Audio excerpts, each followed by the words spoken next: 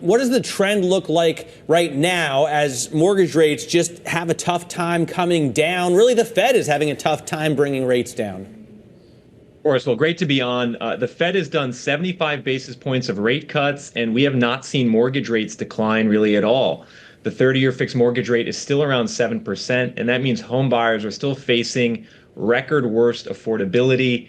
The typical mortgage payment, inclusive of taxes and insurance, is almost $3,000 a month for a home buyer in America today. And as a result, the buyer demand is still in the basement. Existing home sales and mortgage applications are trending near multi-decade lows. We're going to have to see both mortgage rates and probably prices drop in 2025 before some of these buyers come back in. You know, in the commodities market, they always say the best cure for high prices is high prices. It doesn't seem that way in the housing market. We've been at these heights for so long of unaffordability. What could bring them down? Well, one thing, and that's inventory.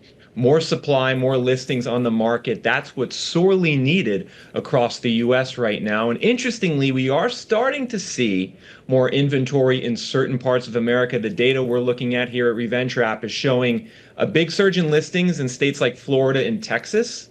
And we actually are starting to see prices drop in states like Florida and Texas. However, on the national spectrum, we still have a big shortage and prices are still going up. So we're going to have to see more new listings, hopefully in early to mid 2025. That's what's needed to bring prices down. So at Reventure, you provide real-time data on zip codes, Nicholas. So can you give us an idea of what people are searching for? What are the hot zip codes and for what price brackets?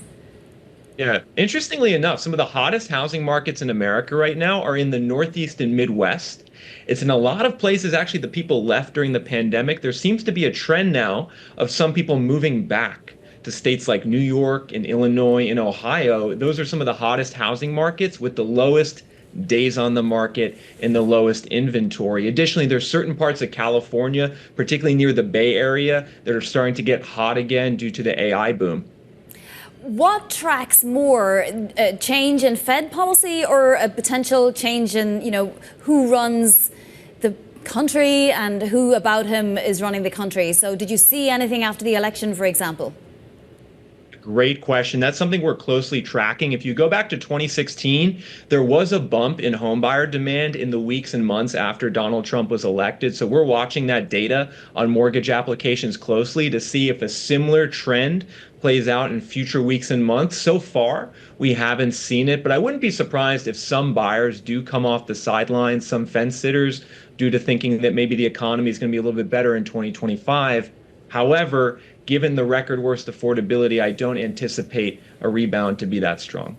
Yeah, I wonder what policy on a federal level could really goose the housing market nationally. I can think of a few issues. For example, Donald Trump, as he was campaigning, promised he was going to take away the cap on state and local tax deductions that he put in place with the 2017 Tax Cuts and Jobs Act. That would be a great move for the housing market in New York, in New Jersey, California. But I'm not sure how much it would help you down there in St. Pete's. What are you thinking in terms of federal policy that could help the national housing market?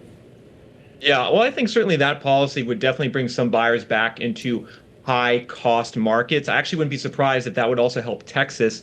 Texas has very high property taxes, but I think your overall point is right. The president doesn't actually have a ton of control other than in terms of influencing market sentiment.